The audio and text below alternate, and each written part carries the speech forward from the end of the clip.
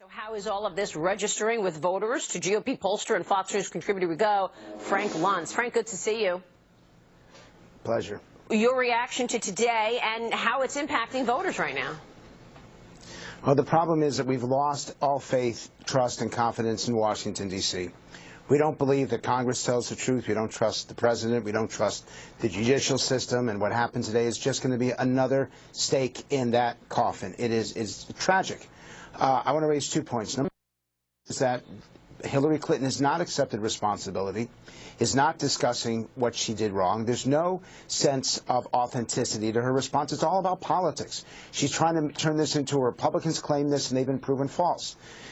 If you really want to make a difference in public opinion, you have to remove it from the politics, and you have to ask, reporters have to ask the question of her.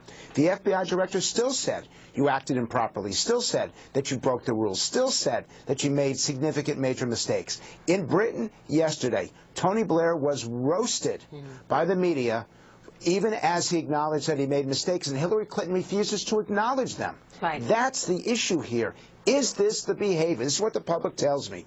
Is this the behavior that we want in the White House? Is this the behavior that we would expect in the White House? That's number one.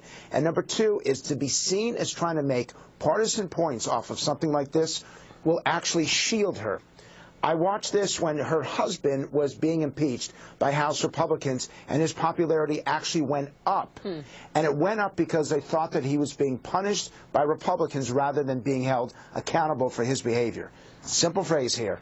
Maria, it's all about accountability. Will she accept it or will she reject it? So number one, you say people have just lost trust. You know that. Voters are telling you that. And number two, the Republicans are walking a slippery slope here because it could go against them if the public feels that there's too much beating up on Hillary Clinton. Is that what you're saying? That's part of it, which is why people like you need to be the ones who are holding her accountable, because they don't see. And by the way, they also see the press as being complicit in this. Yeah. Hillary Clinton, in some polling, has her down at 26% believe that she's got the honesty and integrity to be president. The last time that has happened for a major party candidate running for president is never.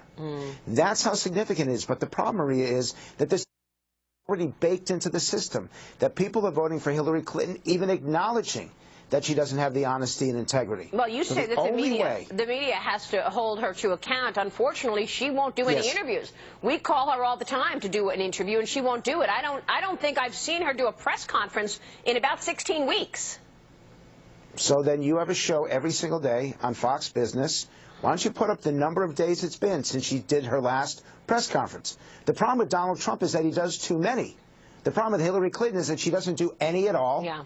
And all of her statements, she reads from a teleprompter. It's somebody else's words. There's no authenticity to it.